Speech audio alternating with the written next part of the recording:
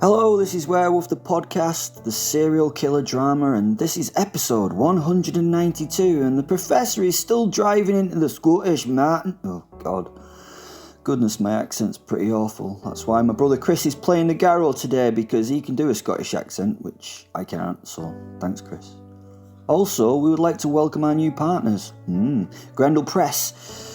They're an amazing publishing house in America that are finding some incredible authors and literature in the horror genre and getting it out there for you horror lovers. And as you know, we're horror lovers, so we're loving working with them. We here at the podcast feel privileged to work with them and their team. They're a hard-working team. So I've left a link to the website in the description. Go have a look-see. They're working hard to further the horror genre, and give them some support. And they're fantastic. And I can't say any more about them. I'll find some more superlatives later. Apart from that, enjoy. Welcome. Make yourself comfortable.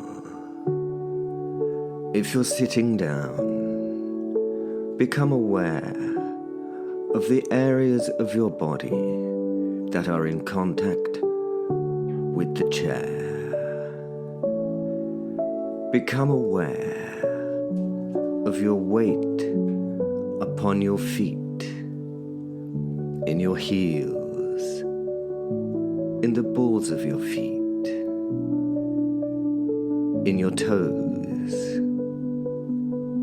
Become aware of grounding with the planet Earth. Professor, what the hell are you talking about? What's that? What time is it? Oh, bloody hell, I'm in the wrong studio. I've taken a side job doing voice meditations for the Calm app. I'm really sorry. I'll be back when I'm done.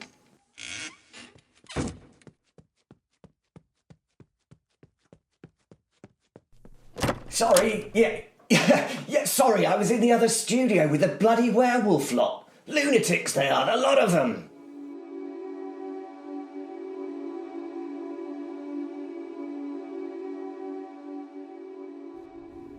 The Professor. I had no choice now.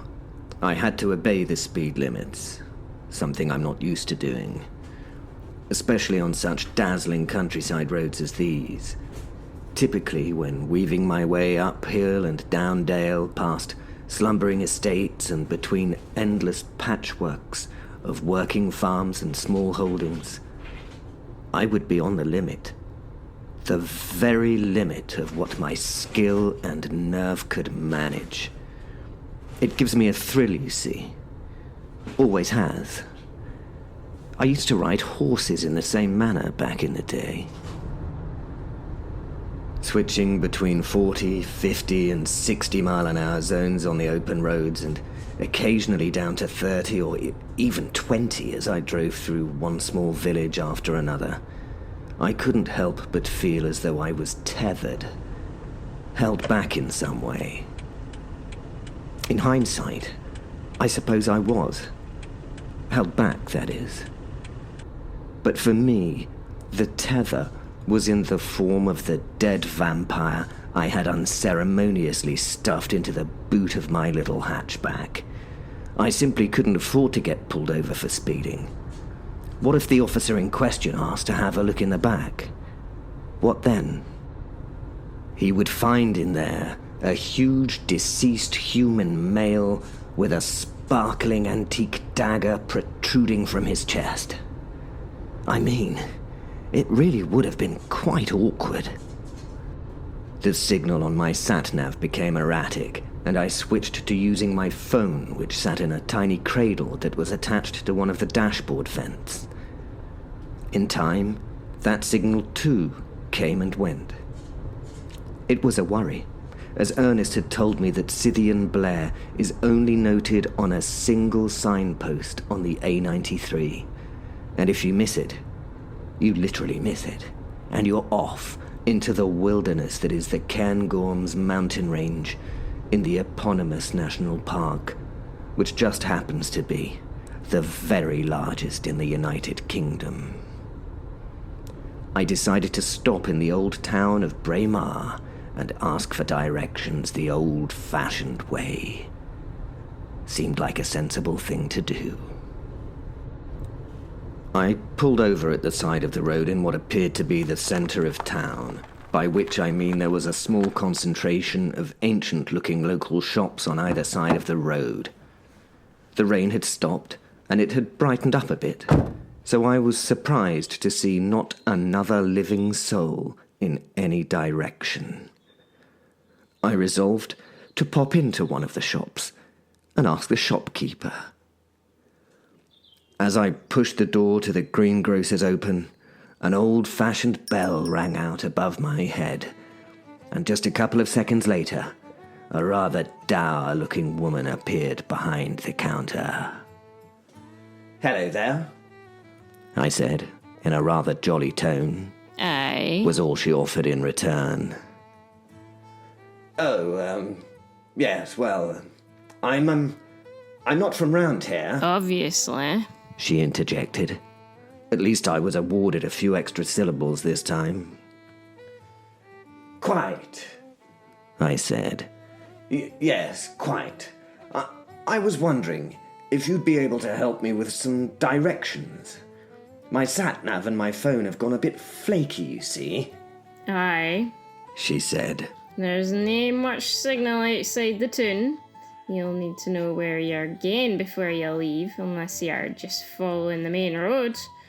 Faz are you heading, man? It's a place called Sithean Blair, I said. She didn't respond. Not at first, anyway. That dour expression flickered for a moment, and I was certain I saw something else behind those eyes. Was it fear? Okay, and what kind of business do you have at the likes of Sithean Blair? She asked. Oh, you do know it then? I ventured. Aye, I ken it. Everybody round here kens it. Are you a friend of, She paused as though galvanizing herself. hers? I smiled my most charming smile. If you're referring to Agatha... Did I see the shopkeeper flinch at the sound of Agatha's name? Then I'm yet to have the pleasure. But an old friend of mine is staying with her tonight, and I need to touch base with him. In person. You understand? Nah, I didn't understand. I didn't understand why anyone would want to head up on that place on the end of a full moon. Oh, I'm quite aware of the challenge that might present, and I can assure you, I have no intention of being anywhere near the place come nightfall. Ach, you are you? Then you'll also know that she's rumoured to be, well, that she's A witch? Yes, so I understand.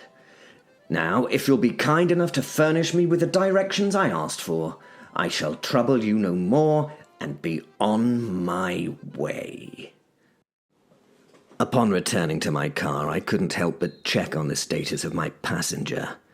I glanced this way and that, checking that there were no prying eyes, and although I couldn't see anyone, I had the distinct feeling that curtains were twitching, and I was being regarded with resentful eyes. Nonetheless, my passenger was as I'd left him, by which I mean he appeared to be quite dead. It was not much more than 9 or 10 miles from Braemar to the remote estate, high in the mountains. I felt my ears pop occasionally as we climbed higher and higher into the gloomy overhang of the darkening clouds that coloured the sky in their own image. Eventually, I found the old metal 5-bar gate which bridged a gap in the dry stone wall. It was easily wide enough for a large tractor with harvest trailer to pass through, let alone a tiny Ford Fiesta like mine. The gate was, however, closed. It was also adorned with a barbed wire wrapper across its upper beam, and a sign which said private. Keep out, in very bold letters. A sign I intended to utterly ignore. Obviously. I applied the handbrake and approached the gate. It wasn't locked, or at least I couldn't see any padlocks or chains. A simple task it would be then, or so I thought, to swing it in and clear the way ahead. Well, you've probably guessed. It didn't exactly work out as expected. The gate was stuck fast, and try as I might, I couldn't budge it even a single inch. I tried pulling it out when pushing it in didn't work, but nothing. It occurred to me that pushing out from the inside might afford a little extra purchase, and so I scaled the 5 bars with the intention of hopping over and having another go. It was a strange sensation. I didn't really feel what had happened to me, but I suddenly found myself on my arse, looking at the gate and wondering what the blazes had gone on. A few blinks and a shake of the head didn't provide any answers, so I tried again. Same result. Just as I was about to swing my leg over the top bar of the gate, I was repelled and found myself in the dirt. It did occur to me to try and use the Dagger of Amon Ra to open the gate, but that would mean removing it from the vampire's heart, and I didn't have any intention of doing that. I scratched my head, deep in thought, and then suddenly I heard a man's voice. "Can I help you?" he called from inside the gate. This man, who appeared to be a natural inhabitant of the hillside, dressed in sturdy neoprene boots and a tweed suit, rather elegant actually, had apparently driven along the trail to the gate, parked his Land Rover, alighted, and taken a position with his elbows resting on the top bar, without my noticing. That was a bit strange. Hello there. I said as I got to my feet, dusting myself off again. I don't seem to be able to get in. "I can see that," said the man. "And why would you be trying to do that? I assume you can read." He glanced in the direction of the sign on the gate. Oh, that? Yes, I did see that. I replied. My name is Simon. Simon de Montfort. I'm a friend of Ernest Wainwright's. Is he here? The man squinted as he slowly inspected my form. He didn't say anything. He just seemed to be taking me all in, every detail, like he was scanning me in some way. I said, I'm a friend of Ernest Wainwright. "I heard what you said. Why can't you get through my gate?" Well, I was rather hoping you could tell me that. "I have placed a charm on this gate, on the whole boundary to this estate. A charm that keeps people out, or in. A special kind of people. What is it that's so special about you that you can't open my gate?" He just stared at me again. I have to admit, he was a very impressive man. So confident. Probably in his late 50s, maybe a little bit more, but hard to tell because he looked so healthy. All that mountain air, I suppose. I really didn't know how to answer him, so I just paused for a moment. And then this urge sort of... Well, it was as though I suddenly had no choice but to speak the truth and just blurt it all out. Well, you see, I am in fact that Simon de Montfort, 6th Earl of Leicester, father of British democracy. I drank from the Holy Grail on a crusade, and Jesus Christ himself blessed me with 2,000 years of immortality. I really am a friend of Ernest's, and I have a dead vampire in the boot of my car. Oh, shit! I couldn't believe what I'd just said. How could I have said all of that to a total stranger? I slammed both my hands across my mouth to try and prevent any more truth escaping from it. "You better come in," said the man as he swung the gate inwards to allow me access. "My name's Garrow, and this is my mother's land. Ernest is with her at her farmhouse. I was about to padlock that gate to keep the muggles out." Muggles? I asked. Is that really a word that witches use? He just laughed at me and beckoned me through. It's not a familiar feeling, but I suddenly felt like a third former who was having the piss taken out of him by one of the cool kids from upper sixth. We drove for a while through the winding trail across the rocky and mountainous terrain, passing a fork in the road by which stood a small wooden sign with the word Croft etched into it. We continued for another mile or so before cresting a hilltop, beyond which I saw a picture-perfect granite farmhouse in a dusty old courtyard. The whole thing was surrounded by yet another dry stone wall and a gate very similar to the one we just left behind, guarding its entrance. Thick smoke puffed its way into the afternoon sky from the ancient chimney pot on the farmhouse roof. We pulled up long enough to permit Garrow to open the gate, and I followed him in, parking up as a few chickens and goats shuffled out of the way. Come on, let's get you inside, said Garrow as I climbed out of the car, and he led me to the farmhouse door. Inside, it was warm. So very warm. It was a kitchen and dining area like something from a bygone era. An Aga-type oven pumped heat into the air, and a large open fire near the table roared and crackled.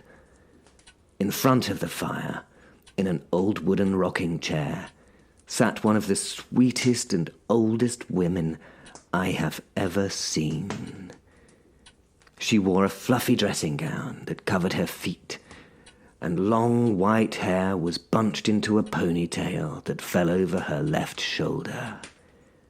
She stared into the fire as she gently rocked in her chair. She didn't seem to have noticed me at all.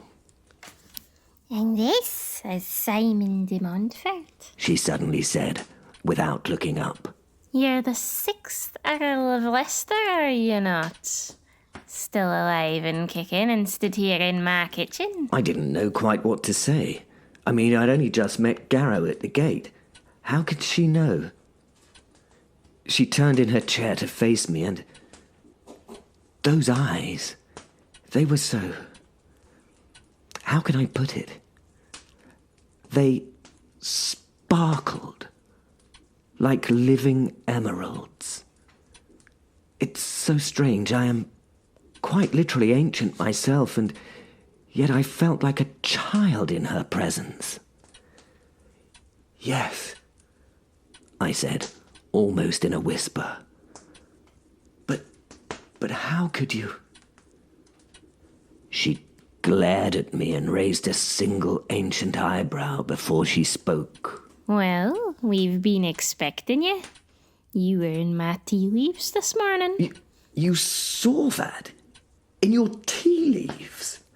I asked, unable to hide my incredulity. Okay, there's not much that doesn't show up in me tea. And Ernest mentioned you might drop by as well. Have you brought his wee dagger back? She laughed to herself before continuing. She couldn't quite conceal the mirth in her tone, and I sensed a welcome warmth from her, which set me at ease, even if just a little. Yes, I have. Is Ernest here? I asked. Yes, of course I am, my dear boy, said Ernest as he entered the room from what transpired to be the water closet to the rear of the kitchen. He crossed the room quickly with open arms, and we embraced, warmly. Garrow placed 4 unmatching mugs filled with strong Highland tea onto the kitchen table, and he suggested we all take a seat and have a wee cuppa, as he put it. Garrow informed me that no matter what my business here was, he would be padlocking all of the gates within the next hour at most, as dusk was approaching, and the werewolf, Charlie Mortimer, would soon be abroad, stalking the hillsides, in search of flesh to feast upon. I asked where Charlie was at that precise moment. We've a wee croft on this land. He's in there, but as soon as the moon is up, he'll be out and about. You wouldn't want to cross his path the night, I can assure you of that. But this Dagger of Ernest's, that's why you're here, is it, nay? I smiled at Agatha. While I was quite certain that either she or her son could do unthinkable harm, even to one such as myself, I had a feeling of acceptance from them both, which gave succour to my weary spirits. Yes, but I'm rather hoping I can help the situation with your friend Charlie while I'm here too. This caught everyone's interest, with a possible exception of Garrow, whom I found to be occasionally rather inscrutable. You see, Ernest informs me that the best way to cure Charlie of his lycanthropy requires the exploitation of a vampire. And, well, I've brought you one. He's locked up in the boot of my car. Fit that tiny wee thing? Gasped Agatha. He must be a tiny wee vampire to fit in the tiny wee boot of that tiny wee wagon. Well, I said, a dash of rouge appearing upon my warming cheeks. I did sort of have to stuff him in there somewhat. He may be a little bit broken, but why don't we pop outside and take a look? See if we can use him.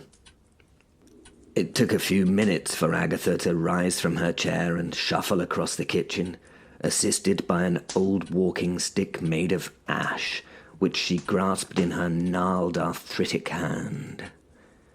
Garrow wrapped one of his wax jackets around his mother's shoulders as we stepped out of the warmth of the kitchen and crunched our way across the grit of the courtyard, where I had left my car. I clicked the fob to unlock the doors, and then the tailgate button, opening the trunk remotely as I did so. As the lid lifted, a pair of white lights came on automatically, illuminating the hitherto obfuscated offering. His corpse was twisted and very rudely stuffed in a rather uncaring manner, the way a teenager might pack a suitcase for a holiday in Mallorca. Ostensibly he was on his back, but I'd had to break his legs to fit them in properly, and they were stuffed in behind him, which had the effect of presenting his chest in a skyward manner. I'd needed to punch him repeatedly in the face to get his head to fit under the back parcel shelf, and I'm afraid I'd made rather a mess of his features. But any degree of care in that department did strike me as being somewhat superfluous. The Dagger of Amon Ra twinkled in the electric interior light at the side of the trunk. It was sunk to the hilt. ta-da! I said in a theatrical manner as I gestured towards the dead human in my car. One dagger, which I until recently thought was a fake, and one dead vampire. Garrow, Ernest, and Agatha exchanged furtive looks. Not the overwhelm of joy and gratitude I'd imagined, truth be told. What? I asked. What is it? Do you know him or something? Oh, no, Simon, said Ernest. No, it's not that at all. The truth is that I may not have furnished you with all the necessary attributes of the vampire we require to help with Charlie's predicament. Attributes? I asked. What do you mean, attributes? Well, I really hadn't expected you to just pop out and get me one, Simon. Or I might have mentioned that they would need to be alive when they got here.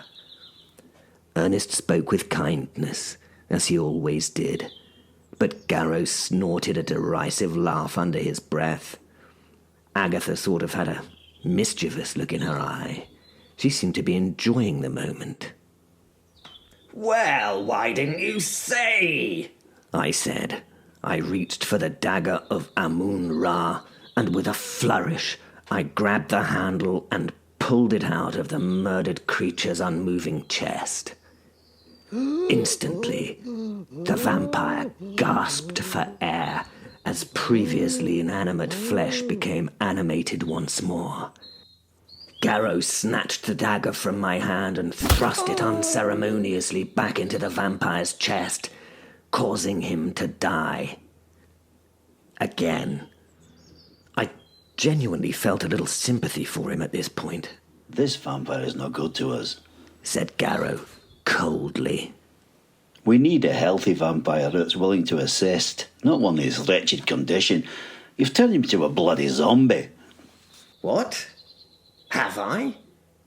And precisely how is it that you can state with such confidence that I've done such a thing?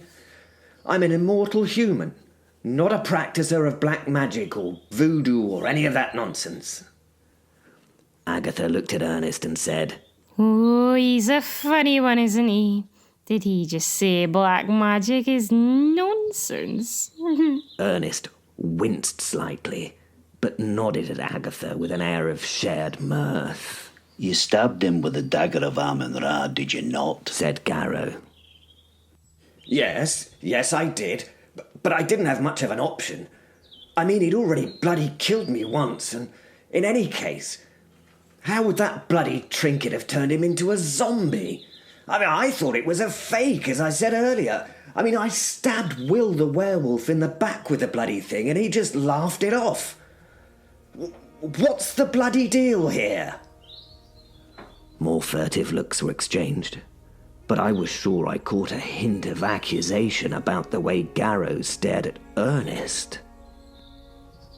Simon, I think there may have been some level of misunderstanding on this matter regarding the Dagger of Amon Ra.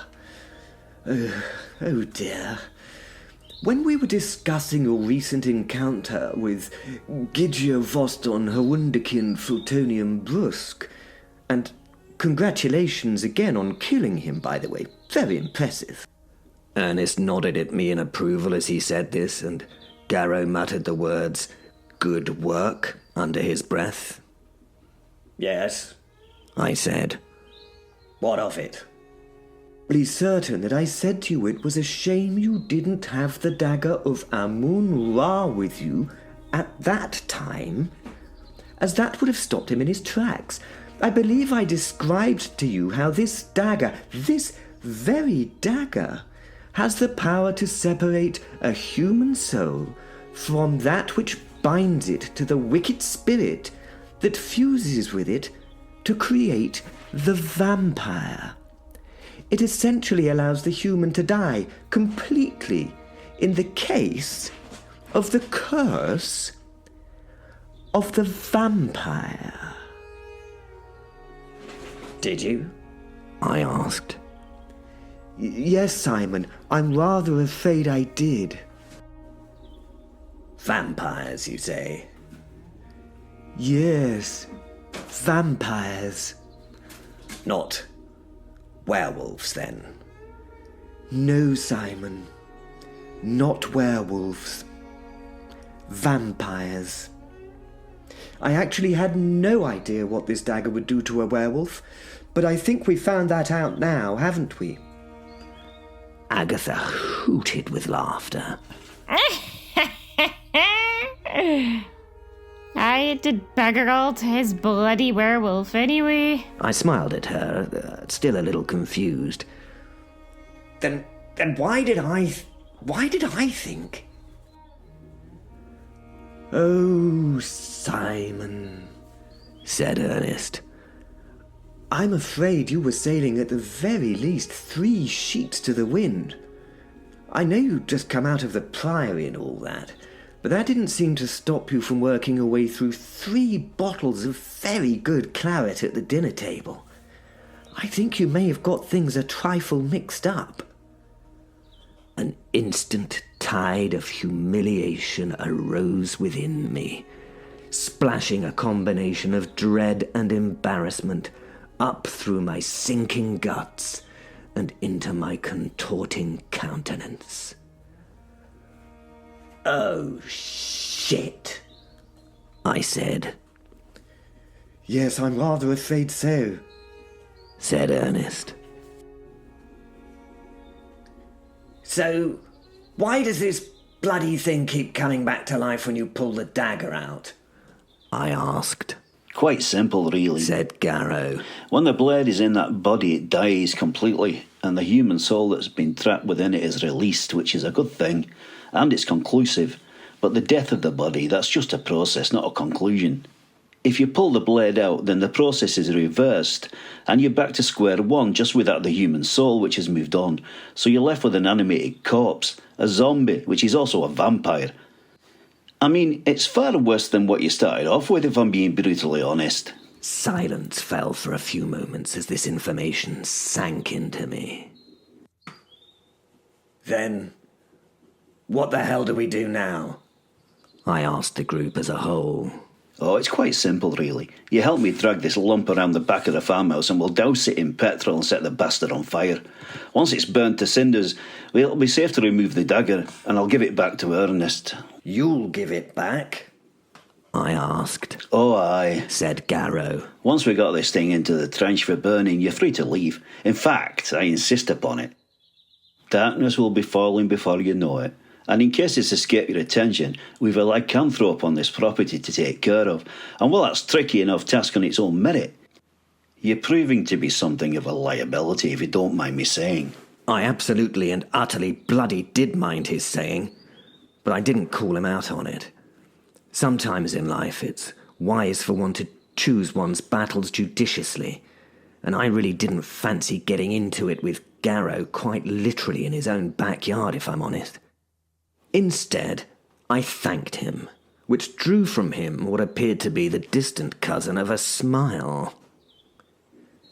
This trench of yours, I asked Garrow as we set about our task, with Ernest watching on and Agatha cackling away somewhere nearby like an excited child on Christmas morning.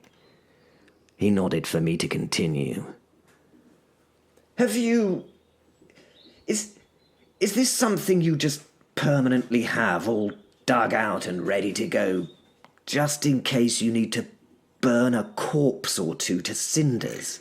Aye, he said, without looking up. And have you ever had to use it before? In anger, as it were? With a vampire? I ventured. Garrow glanced at his mother and Ernest, a definite twinkle manifesting in his steely green eye. Oh, aye, you'd be surprised. You'd be very, very surprised.